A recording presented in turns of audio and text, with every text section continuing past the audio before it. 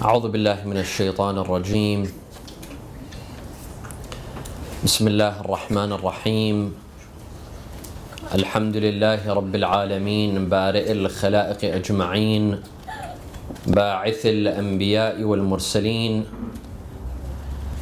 ثم الصلاة والسلام على خير خلقه العبد المؤيد والرسول المسدد حبيب إله العالمين أبي القاسم المصطفى محمد. اللهم صل على محمد وآل محمد وعلى أهل بيته الطيبين الطاهرين وصحابته المنتجبين. صلى الله عليك يا رسول الله، صلى الله عليك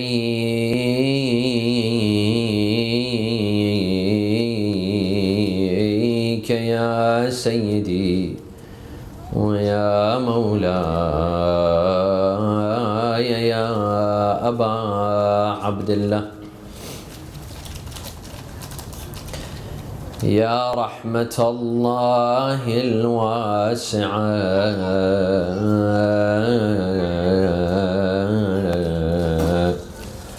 ويا باب نجاة الأمة ويا عبرة كل مؤمن ومؤمنة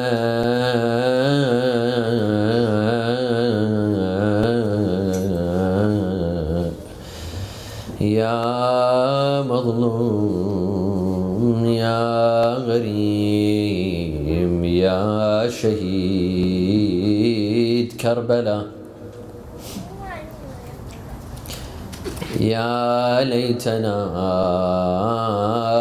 كنا معكم سادتي فنفوز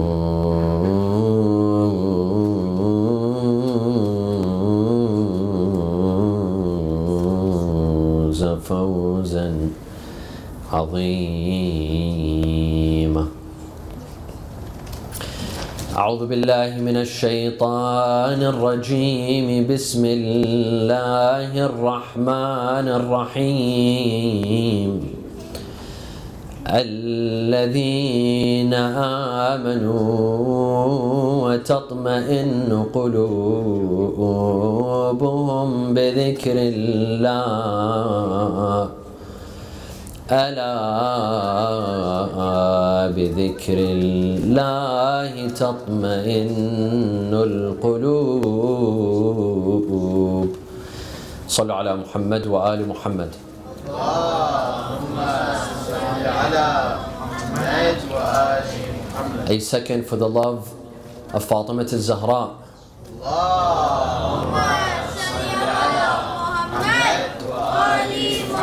A third for the love of Imam Hussein with your loudest voices.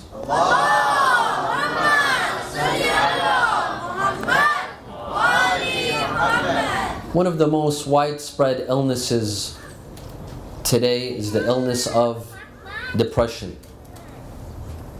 In fact, a great percentage of people will either have depression now or will be diagnosed with depression over a certain period of their lifetime.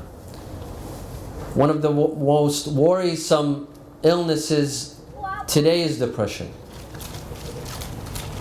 The most on-demand medications today are antidepressants.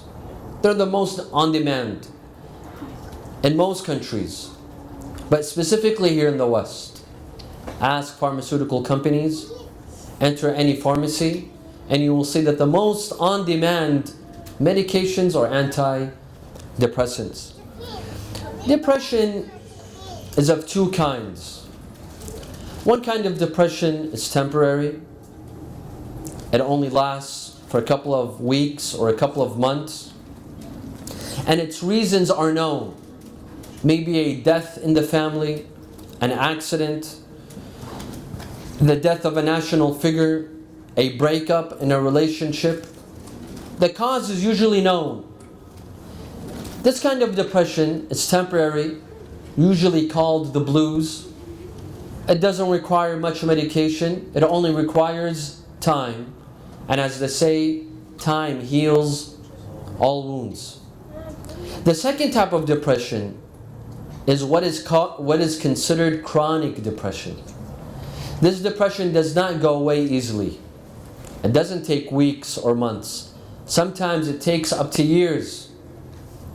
Sometimes it goes and it comes back. It might go again and then it's triggered. It comes back. This is a dangerous kind of depression that doesn't go away easily. This kind of depression, they don't know what causes it. Scientists, physicians, psychiatrists, psychologists, till today, they don't know exactly what causes chronic depression.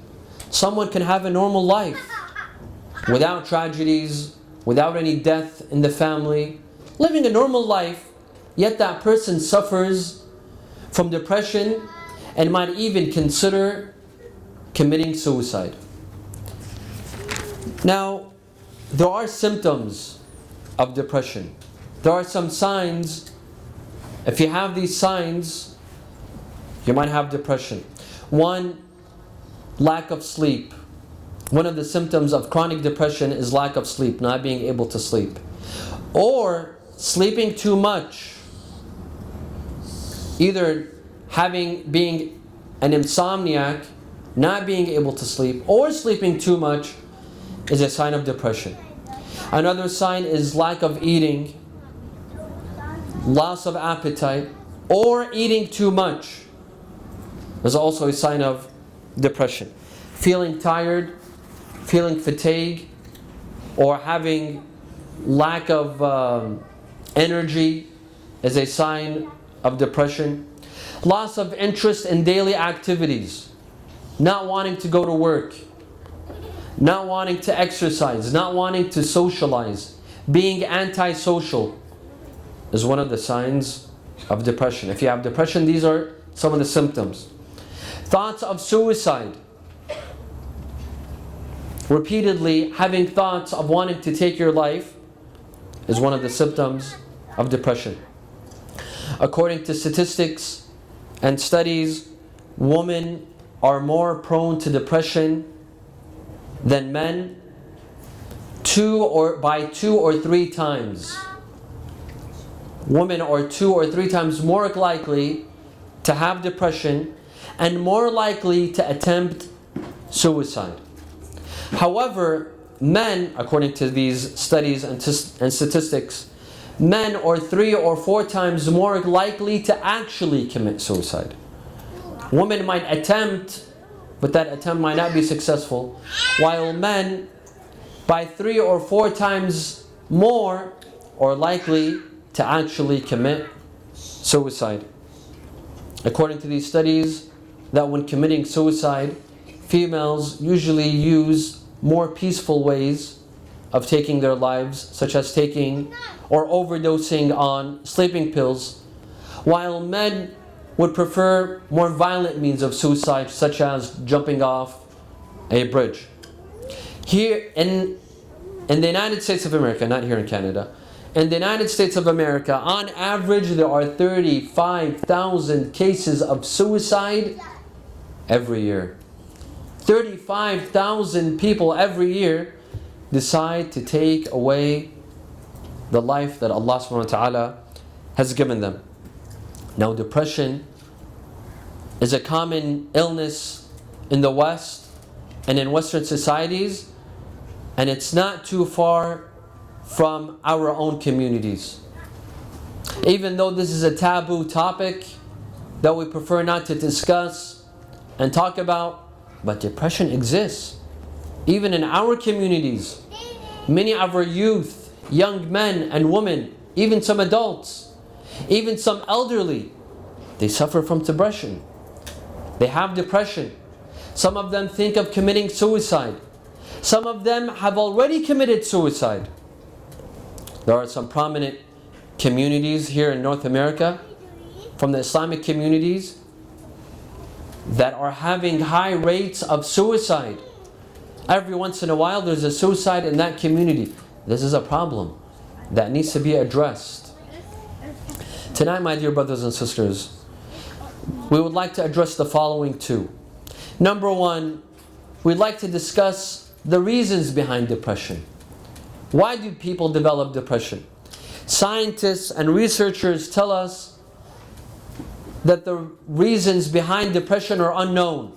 We don't know why people have chronic depression and why they decide to commit suicide. However, tonight we will make an attempt into analyzing the reasons why people develop chronic depression. And our hypothesis, let's see if we're successful or not. Our hypothesis is that Western lifestyle causes depression. In some cases, the way we live in the West, Western lifestyle, causes some people to have depression. Let's see, are we correct? Are we not correct? Our answers might not be conclusive, but they might encourage others for further study. So this is one. We would like to see what are the reasons, even though they tell us that we don't know the reasons. But that's impossible. Because for every effect, there's a cause. For every effect, there's a cause. Depression does not come out of nowhere. People are not born with depression. It is caused by your surroundings, by your lifestyle. We shall try to study. Two, what solutions does Islam offer those that have depression or might have depression? What does the Quran say? Or narrations of Ahlul Bayt? We will try to find solutions. One kind of solution comes before being diagnosed with depression. Islam offers us some solutions before being diagnosed. Prevention. As they say, prevention is better than the cure. Islam offers us ways of preventing ourselves from being diagnosed with depression. And two, there are ways of overcoming depression after being diagnosed. Sallu ala Muhammad wa ala Muhammad.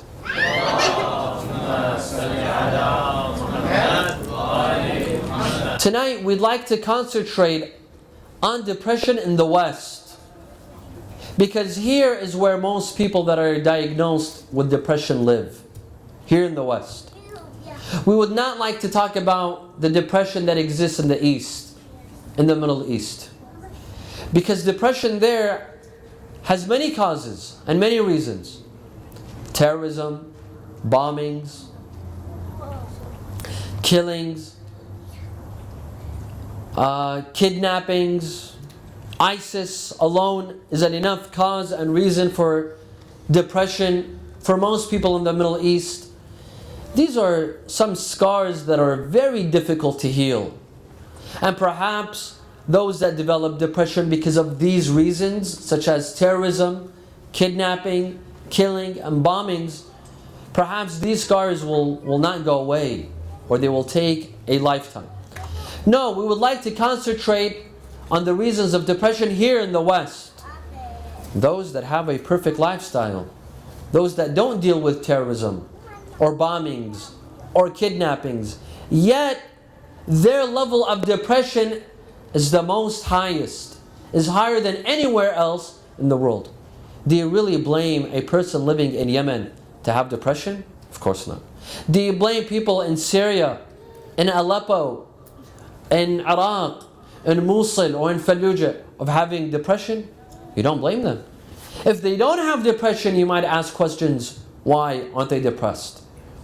But the question is, those that live in the West, those that have freedom and democracy, and the right to work, and the right to seek education, and they have so many benefits, yet depression is skyrocketing.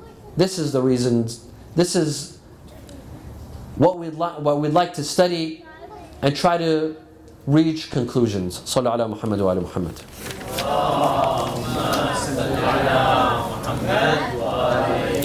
Our hypothesis is that Western lifestyle might cause depression if it goes overboard. In some cases. Now, I don't mean to say that anyone that lives in Canada or America or Europe will definitely pick up depression. No. However, there are some causes, there are some things, part of Western lifestyle that cause depression. Number one, workaholism and materialism. You see people here, they go to work from 8 to 8, or from 8 to 5, or from 8 to 6. They get up early in the morning, at 6 in the morning. They come back home at 8 in the evening. It's all about work. It's all about making money. Some people work 5 days a week. Others work 6 days a week. They only have 1 day off. As for vacations, some people only get 2-week vacations. If they're lucky, they get 3 weeks. Not more than that. It's all about work. It's all about a routine of working, accomplishing, competing with others, and making money. Now, this lifestyle of workaholism, your life is about working, your life is about making money. Well, when do you have time for family? When do you have time for your children? When do you have time for your hobbies? Do you get a chance to go fishing, or to go exercise, or to go out with your family members? A lot of people, they don't. Because their life is their work, or their work is their life. All they concentrate is on working. No time to socialize, no time to meet with members of your community, no time to go to church, or to go to the mosque, or to go to the synagogue, or to go to the temple. No time to read. Now, this has side effects. This will develop into something severe. And on top of that, in addition to workaholism, there's materialism.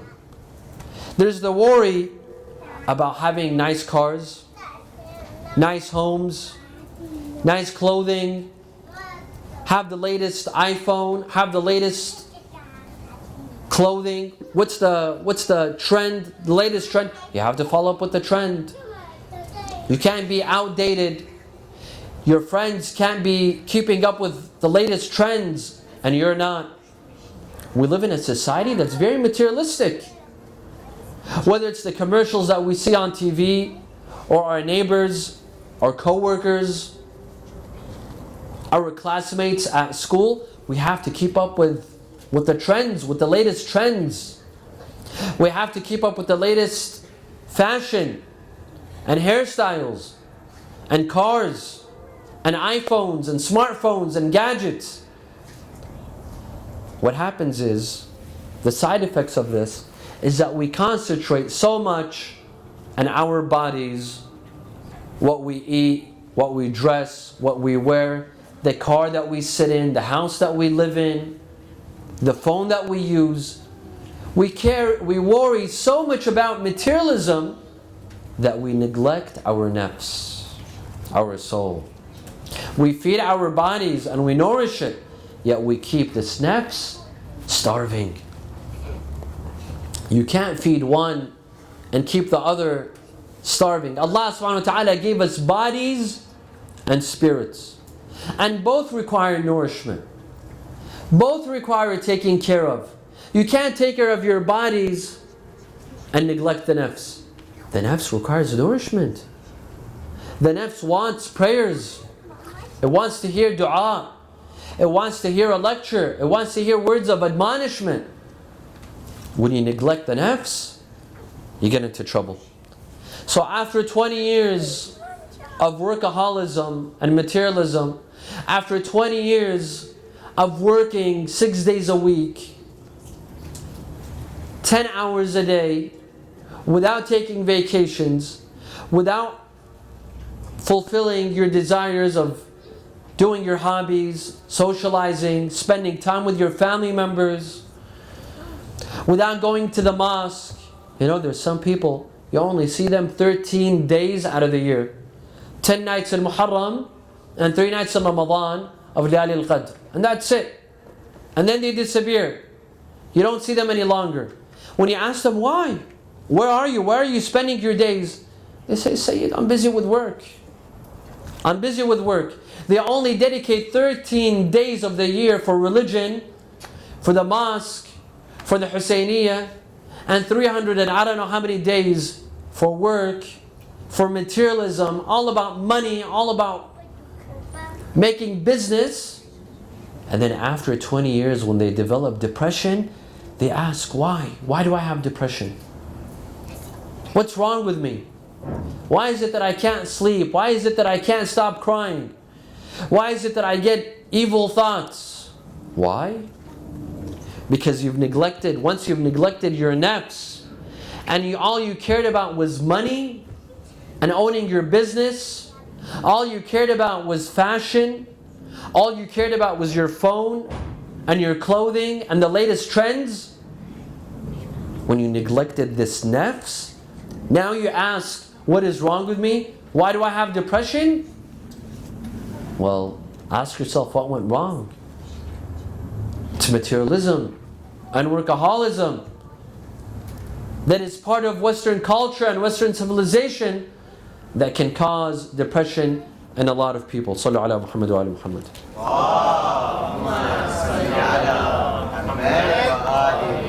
This is one of the causes, in my opinion. One of the causes. Another cause is that you see a lot of people in Western society, they delay marriage. They don't rush into marriage. That's good.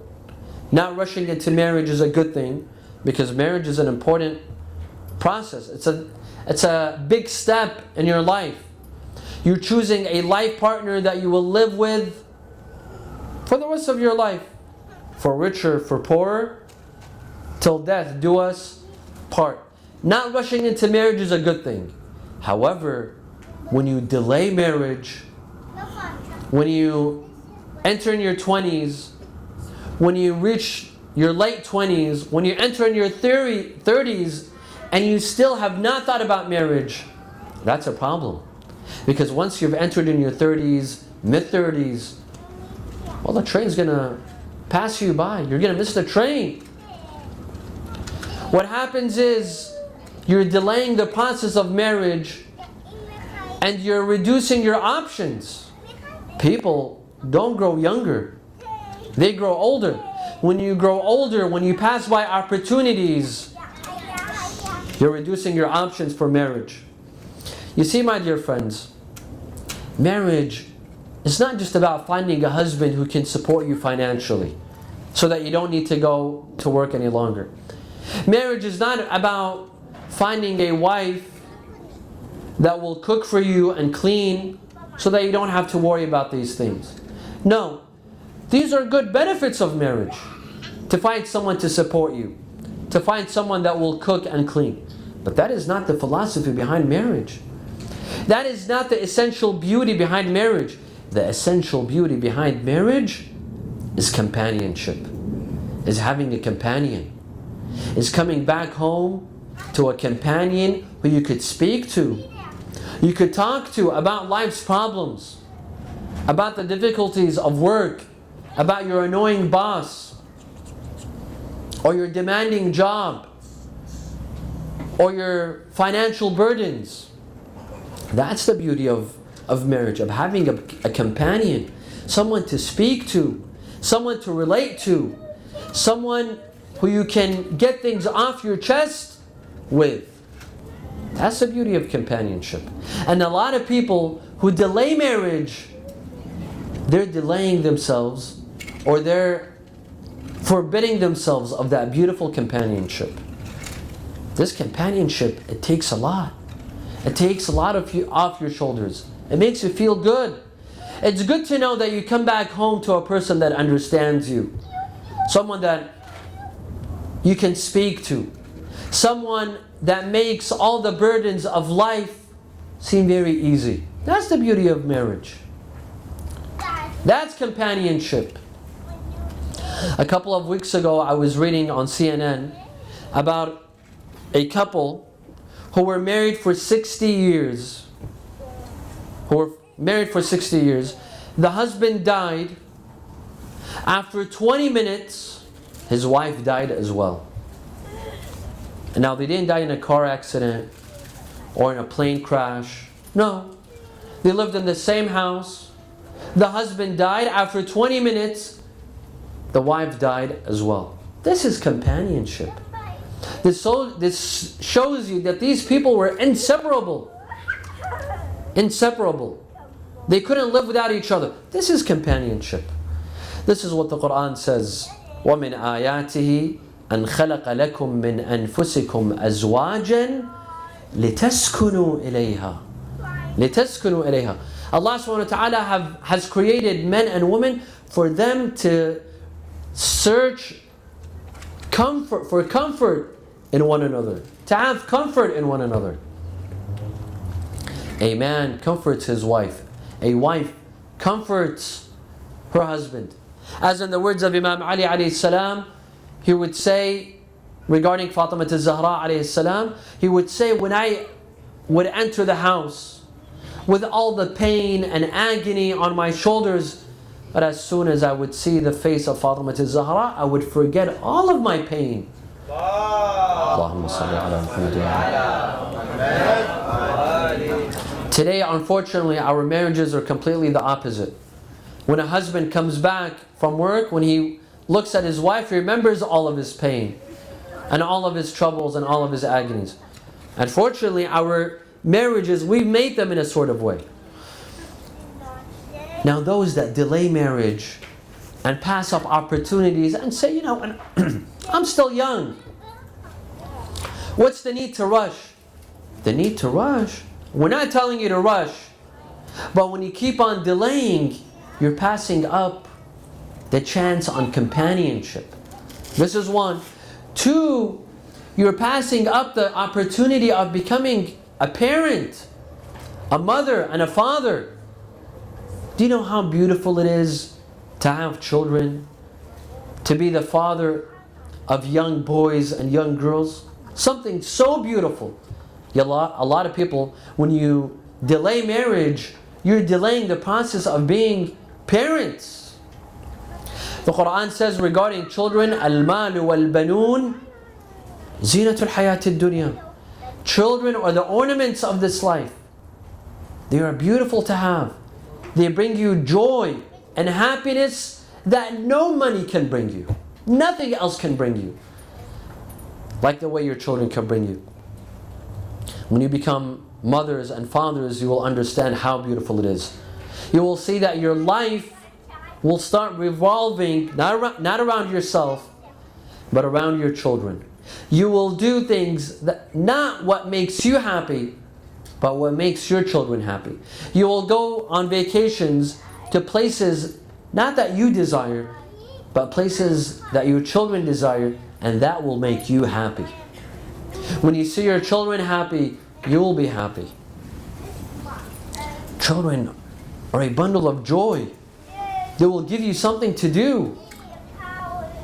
They will take away all of the world's pain and agony and troubles. It will make you forget everything. They will give you a new perspective on life.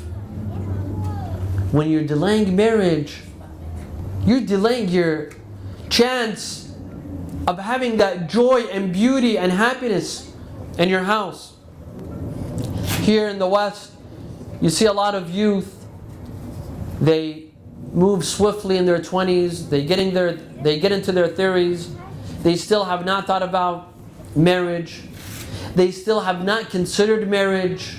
They still don't have children. They live in an empty apartment without a spouse, without a companion, without children. They're all alone. They come back from work, no one to greet them, no one to speak to them, and then they wonder, why am I depressed? Why am I suffering from depression? Of course you'll suffer from depression.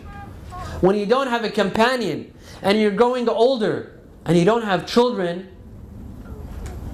of course you will develop depression. Another problem here in the West is that they try to substitute their families and their children. They substitute for their children and their families what? Pets. We live in a culture, we live in a civilization that has the culture of pets, which substitutes for children. You know, I see a lot of people, their life goals to have a family, their goal is to have 3 children and 2 dogs. As if it comes with it. 3 children and 2 dogs. As if dogs are just like children. They have dogs, cats, birds, snakes, lizards, fish, whatever you can think of. They substitute children for pets. Now don't get me wrong, I'm not against pets. I'm not against animals, except snakes. Get those things away from me. Otherwise, there's nothing wrong with having pets, but there's something wrong with substituting children for pets. That is a mistake. Children are something that Allah gives you. Children bring you joy. Children bring you happiness. Even if you have 100 pets, they will not substitute for one child. For one child. Never. Here, they think that they can substitute the happiness that they gain from children with pets. You see people with a dog, 2 dogs, 3 dogs, and they're happy with their animals. They're happy with their pets. But 20 years down the line, when they don't have children, or when they only have 1 child, and they have depression, they wonder, why do I have depression? And that's another thing. Here in the West, they're sufficient with 2 or 3 children. While Islam says, have children. Bear children. Have 4, 5, 6. Have children. Children will bring you joy. Of course, with conditions. With the condition of being financially capable, of being able to raise these children. 1. Number 2, of also being able to spiritually raise these children. Of course, these conditions need to be taken into consideration. Islam encourages us to have children.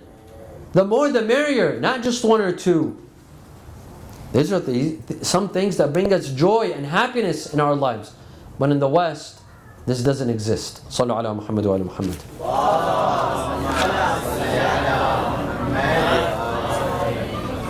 These are some of the causes, in my opinion. Another causes that I think is one of the major reasons behind depression here in the West is weak family ties. Weak family ties. You see the families with children, those that decide to have children instead of having pets, their children, as soon as they become 18, they leave the house. They leave. For a teenager that passes 18 to stay in the house, this is considered a taboo. This is silly to stay in the house. You have to leave. You have to go on to college or university. And what happens is that these teenagers at the age of 18 or 19, they're still in need of parental guidance. They still need their parents to look over them, to watch out after them, to take care of them, yet they leave the house. They leave the house, they go on to college, they go on to dormitories, or they rent apartments with friends. And what happens is the parents, they lose the beauty of having their children stay at home. It's beautiful to have your teenagers stay at home. They lose that beauty. And then, once they leave the house, you think that they're going to come back every weekend? These teenagers, once they go off to college, once they have freedom, once they're experimenting. Now, what they're experimenting with, God knows. Is it with relationships? Is it with drugs? Is it with alcohol? Is it with going to clubs and bars? God knows. Now that they have freedom and they're experimenting, you expect them to come back home to their boring parents' house? Of course that's not going to happen. That's why you see that these children, once they leave the house, they don't come back. If they visit once a year. or twice a year, on Thanksgiving and on Christmas, if the parents are lucky. If the parents are lucky, their children will visit them on Christmas and during Thanksgiving. So there's no gatherings, there's no calls, there's no visits. That is why here in the West they had to think of something called Mother's Day and Father's Day. Why? Because mothers are so neglected throughout the year that they decided to have one day out of the year for mothers. Isn't that a shame? And that's not the real reason. That's not the real reason to have Mother's Day or Father's Day. The real reason is economic. So that people will go out and buy gifts and presents for their mothers and fathers. It's an economic reason. To get the economy moving. Not because they feel sad for their mothers and fathers. So what happens is, this poor mother that works so hard on her child, once the child is 18, they leave the house and they don't ask about their parents. And the same thing goes for their father. After a while, this takes a toll on them. The mother develops depression. The father develops depression. When they don't receive calls, when there's no meetings, when there's no visits, when no one asks about them, they develop depression and they ask why. Why do I have to take antidepressants? Why am I so depressed? Why? And same thing goes for the children as well. The teens, they think that this is good for them. They have freedom, they like to experiment, they could do whatever they want, but after a couple of years, they discover what they were missing out on. They were missing out on parental guidance, parental love, parental emotions. Now, the families in the West, they're not any different. Unfortunately, many of us, we came here to the West and we picked up the same exact values, the same exact habits.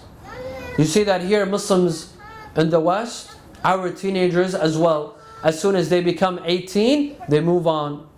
They move out of the house. Now, I'm not saying that this is haram. I'm not saying that this is haram or this is bad. But these are some reasons that cause depression. Even our communities, as soon as they become 18 or 19, they move off to college, to universities, and they barely visit. They barely come back home. There's barely any family gatherings. And even if those teenagers decide to stay, look at our lifestyles in the West. There's a family. Everyone's at home. Yeah, we don't see each other. The husband goes to work early in the morning. He doesn't see his family. The wife also works. She leaves the house. The children go to school. They come back home at different times. They don't eat together. They don't have breakfast together. They don't have lunch together. They don't have dinner together. They all live in that same house, but it's as if they're strangers. They don't even meet. And once they come back home in the evening, the children go into their room to study. While they're on social media or on their iPads or whatever, with the excuse, the parents think that they're studying in their room. But half of them are not even studying. This is how our gatherings, this is how our families are. We barely meet, we barely gather. Even the ones that live in the same house. Even on Sundays. Sundays that are designated for the family. For some families, several Sundays pass by and they don't meet, they don't gather. And even when we gather, have you seen our gatherings? Have you seen when families gather in the West? Everyone's on their phone. The son is texting on WhatsApp. The girl is on Twitter. The father is reading the news. The mother is speaking with her mother on Viber in Baghdad. And so on. Everyone's busy with their phone. And this is a family gathering. This is on a Sunday in which they're supposed to sit and talk about family issues, family problems, domestic issues. Everyone's busy on their phone. Isn't this a problem? Look at family photos 10 years ago. They used to be funner. There were no iPhones, there were no smartphones. Everyone would be involved in discussions. We would laugh, we would joke, we would talk. Everyone was happy. Everyone had something to say. Today, we've become like robots. Everyone's on their phone. We barely even talk. Except the poor grandmother, she's sitting around. Everyone else is on their phone except her. And then we worry, and then we complain. Why are we depressed? Why do we feel depression? And even the children, at the age of 4, 5, 6, mashallah, everyone has iPads nowadays. Steve Jobs must be very happy because he has a device, at least 10 devices in each house. Children, even our children, they go to school, come back on their iPads, sitting at home, even during lectures, they're always on their iPads. And who's guilty? We are the parents. We are. For allowing them. I know some parents, in order to just get rid of their naughty kids, because the kids drive them crazy, so they give them the iPad, just to calm them down. We're guilty of this. And then we worry, why are we feeling depressed? Why is my child not studying? Or doing bad at school? Or why is my child getting himself into a mess with strangers or on social media? Well, we're the reason. We're the cause. Sallu ala Muhammad wa ala Muhammad.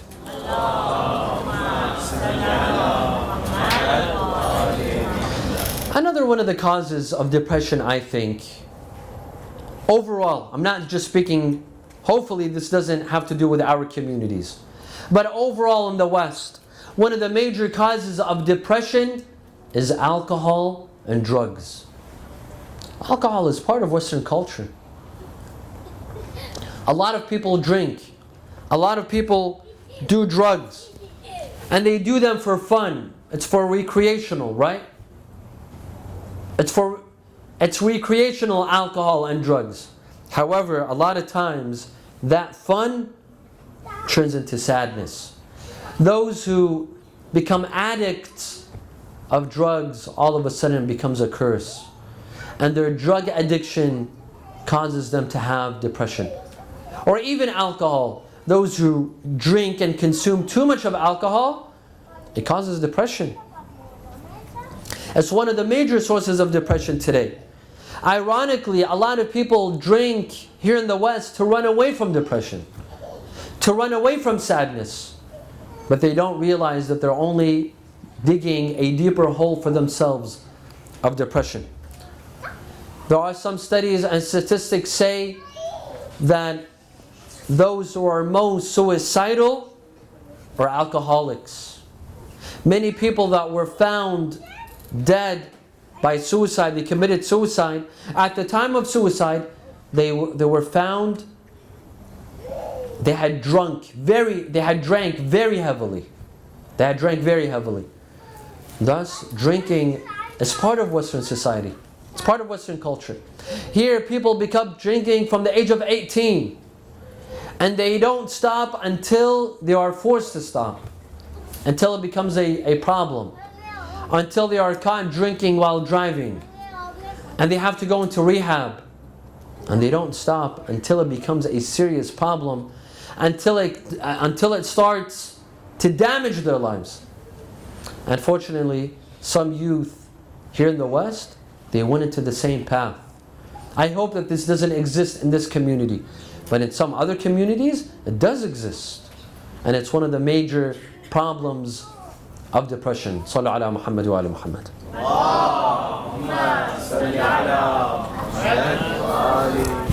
Now, my dear brothers and sisters, to talk about the problem is not enough. We have to discuss the solution. We know that depression exists. Not just in the West, but even in our own Muslim communities, it exists. You might know some people with depression. A family member, a relative, a friend, a spouse, a child. And if depression is not solved, if we don't solve our depression, or we don't try to cure it, it only becomes bigger and bigger and bigger. Some people think that if they ignore their depression, it will become better. It'll go away, like the common cold or the common flu. No, depression requires solutions. Some depression requires medical treatment, and there's absolutely nothing wrong with that. The first step is acknowledging that you have this illness, my dear friends. You cannot seek a cure if you don't acknowledge that you have the symptom, that you have the illness. So first of all, acknowledge it. Realize that you have a problem. This is the first step in reaching a cure. The second step, in some cases you need medical attention, and there's nothing wrong with that. There's nothing wrong with seeking medical attention. If you are diagnosed with depression, this does not make you mentally ill. Some people say, no, don't say that I'm depressed. Because they think depression means being crazy. No, it doesn't mean being crazy.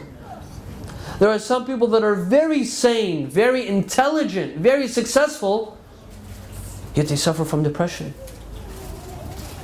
It doesn't mean that you're insane. So acknowledge it. Does Islam have a cure for depression? Yes, absolutely. Absolutely. There are a lot of cures. There are some cures that help prevent depression from occurring in the first place. And there are some cures that will help reduce depression or make it go away. Number one, the remembrance of Allah Azza wa Jal. الَّذِينَ آمَنُوا وَتَطْمَئِنُّ قُلُوبُهُمْ بِذِكْرِ اللَّهِ أَلَا بِذِكْرِ اللَّهِ تَطْمَئِنُّ الْقُلُوبِ. The remembrance of Allah puts hearts at ease.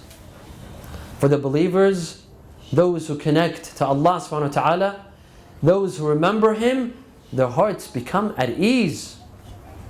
Rasulullah sallallahu alayhi wa alayhi, at the time of salah, he would tell Bilal to say the adhan. Instead of telling him to say the adhan, he would say, Arahna ya Bilal. Bring us comfort, ya Bilal. Because the sound of the adhan is the remembrance of Allah. Salah is the remembrance of Allah. It brings us comfort to our hearts. No matter how depressed you are, no matter how stressed you are, no matter how sad you are, if you learn to fall in love with the remembrance of Allah, if you learn to fall in love with salah, with dua, with Quran, it will put you at ease. But you have to fall in love with it. You have to get accustomed to it.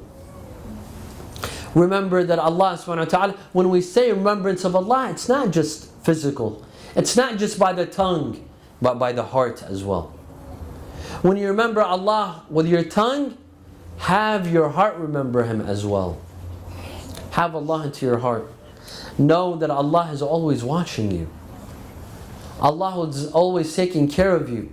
No matter what case you're in which state you're in, no matter how depressed you are, how lonely you are, if everyone has abandoned you, the entire world has abandoned you, a spouse, if you broke up in a relationship, if you lost a job, if you're away from your family members, know that there's one that will never leave you, and that is Allah subhanahu wa ta'ala. Imam Hossein alayhi salam in Dua Arafah says, ماذا فقد من وجدك وماذا وجد من فقدك.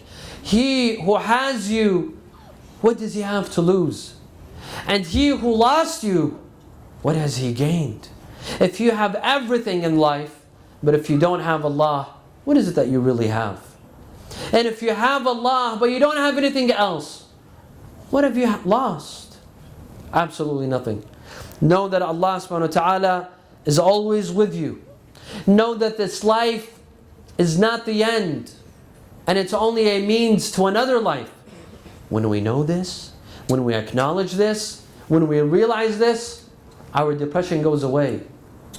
When we realize that this life will not last forever. It's only temporary. Ahadith tell us that remembering death is the cure for all illnesses. Remember death. Remember that death will come to us. For those that are sinners, for those that are in love with this life, remembering death will help them not sin and reduce their sins and repent to Allah. For those that are depressed, remembering death will ease their pain as well, because they will remember that their pain will go away eventually. It will not remain forever. Realizing that Allah is watching us and He's with us at all times, this brings comfort, my dear friends. The remembrance of Allah subhanahu wa ta'ala. Allah is the best of companions.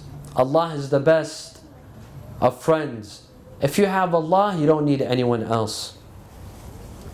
In Dua Jawshan al-Kabir we recite, Ya man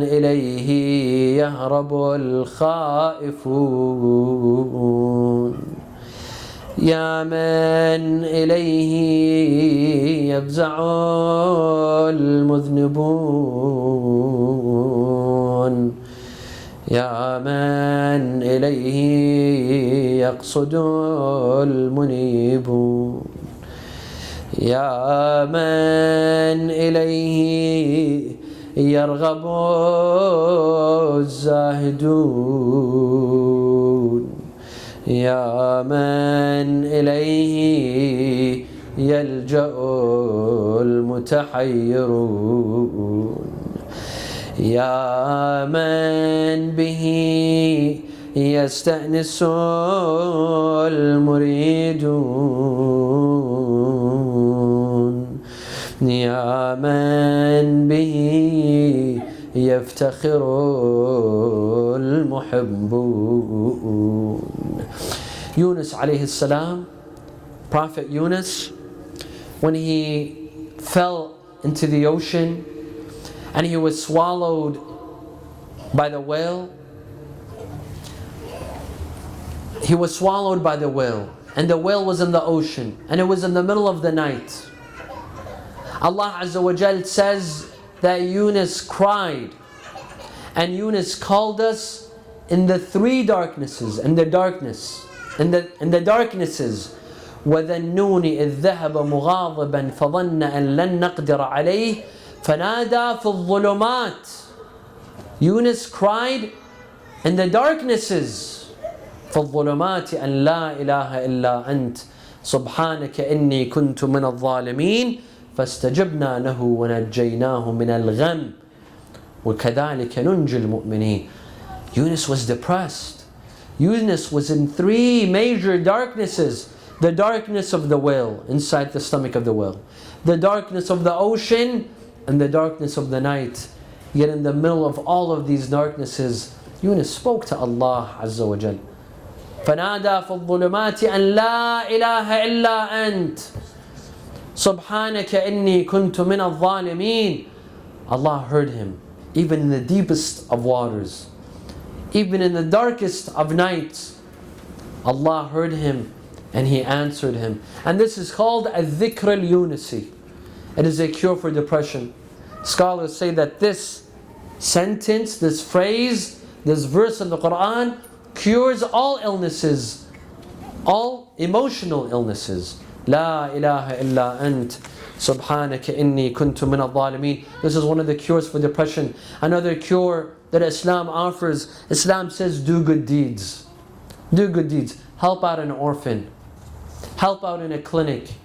Help out a project. Spend your money in a good cause. You will feel good. When you do good, you will feel good. It's self-rewarding. No matter how sad you are, how empty you feel, when you do a good deed, when you support an orphan, when you support a charity, you will feel good. Islam says that have strong social ties. Go for Salatul Jama'ah. Visit other believers. Visit other mu'mineen. Let them visit you. Exchange gifts.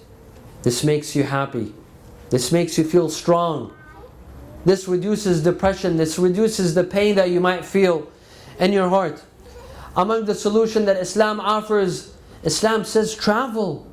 Travel. قُلْ سِيرُوا فِي الْأَرْضِ فَامْشُوا فِي مَنَاكِبِهَا. Say, travel on earth. Travel. Get out of your daily routine. Get out of your house. Go and travel. See the world. And the pain will be reduced. Depression will be reduced. And among the best places to visit is the shrines of Ahlul Bayt.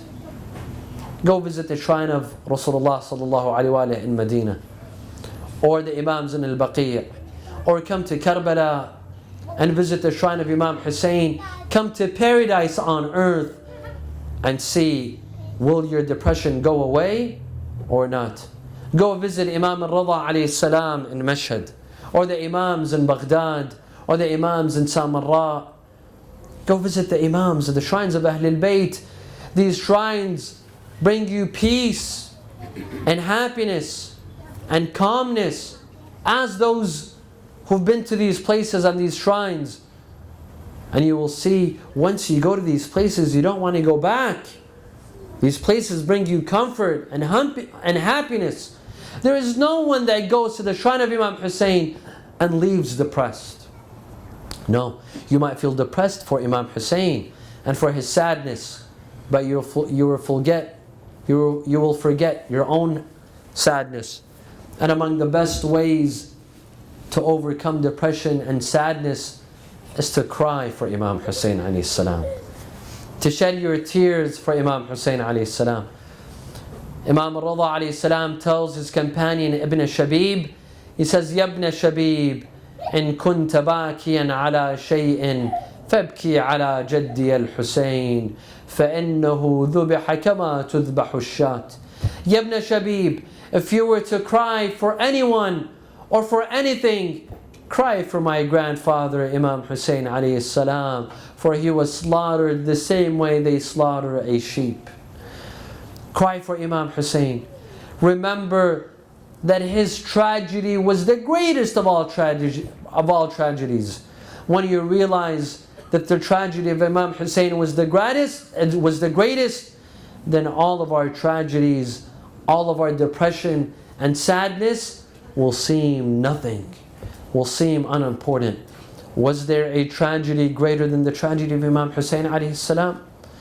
The poet says, أنست رزيتكم رزايانا التي سلفت وهونت الرزايا الآتية وفجائع الأيام تبقى مدة وتزول وهي إلى القيامة باقية باقية باقية. Imam Hussein alayhi salam, no one like him, the only grandson on the face of this planet, with the greatest of all people. On the day of Ashura, they're forbidden from drinking water. They're forbidden from drinking water. The dogs of the army of Umar ibn Sa'd were able to go to the river of Euphrates and drink. Yet the grandson and the grandchildren of Rasulullah had to die thirsty. The grandchildren of Rasulullah had to shout, Al-Atash, Al-Atash. Wasn't this a great tragedy? The poet says that your tragedy made us forget our former tragedies, and they made our future tragedies seem minimal. On a night like this, Imam Hussein alayhi salam arrived to the city of Karbala. On the second day of Muharram, as the caravan of Imam Hussein was passing in the desert, the horse of Imam Hussein stopped. Imam Hussein asked for another horse, but that second horse refused to move. He asked for a third horse. Finally, Imam Hussein asked his companions, أصحابي ما اسم هذه الأرض. My companions, what is the name of this land? Someone said, Ya ibn Rasulillah, tusamma At-Taf. It is called At-Taf. He said, does it have another name? Someone said, Al-Ghadriya. He said, does it have another name? Someone said, Nainawa. And they kept on mentioning several names until finally someone said, Sayyidi tusamma Karbala. Imam Hussein sighed, he took a breath, and he said, A'udhu bika ilahi, a'udhu bika min al-karbi wal-bala. Ashabi, inzulu. My companions, we have to settle down here. This is the land of Karbala. Ashabi, inzulu. ها هنا محط رحالنا ها هنا تذبح أطفالنا ها هنا تقتل رجالنا ها هنا تسبى نساؤنا. It is in this land that my children will be killed. It is in this land that my men will be massacred, and it's in this land that my women will be taken captives. When Imam Hussein, today or tomorrow was a day that Imam Hussein arrived to Karbala. But I would like to take you back to Medina to remember one of the daughters of Imam Hussein by the name of Fatima. When Imam Hussein alayhi salam was setting out from Medina, when the caravan was preparing, when they were preparing, Abu al-Fadl al-Abbas was leaving, Ali al-Akbar was leaving, Al-Qasim, As-Sayyidah Zainab, they were all preparing to leave. Imam Hussein had a daughter by the name of Fatima. As they say, Fatima al-Kubra. Fatima was ill. Imam Hussein refused to take her with them on the journey. Fatima came, she started begging Imam Hussein, my dear father, you will all leave and you will leave me behind? My dear father, take me with you. Imam Hussein told her, my dear daughter, you are not feeling well. I'm afraid that if I bring you with me, you will die on this journey. But Fatima could not remain alone. She started begging. She came to her uncle Abu al-Fadl al-Abbas. She came to her brother Ali al-Akbar. I beg you, do not leave me behind. يا ابو يا حسين وياكم اخذوني وياكم اخذوني عقبكم يا اهلي تعمن عيوني وحدي بهالوطن لا تخلوني عليلة والجسم يلضم بالسم أريد أمشي وياكم للغاضرية أحط فراشكم ونقعد سوية يا بويا منين جتني الغاضرية لا حول ولا قوة إلا بالله العلي العظيم إنا لله وإنا إليه راجعون. نسألك اللهم وندعوك. Raise your hands in dua. نسألك اللهم وندعوك باسمك العلي الأعظم الأعز الأجل الأكرم يا الله. اللهم لا تدع لنا ذنبا إلا غفرته ولا هما إلا فرجته ولا عيبا إلا سترته ولا خوفا إلا آمنته ولا رزقا إلا بسطته ولا شملا إلا جمعته ولا مرضا إلا شفيته ولا غائبا إلا حفظته ولا حاجة من حوائج الدنيا والآخرة لك فيها رضا ولنا فيها صلاح إلا قضيتها ويسرتها يا أرحم الراحمين. ولأرواح المؤمنين والمؤمنات والعلماء والشهداء نقرأ سورة الفاتحة مع الصلوات.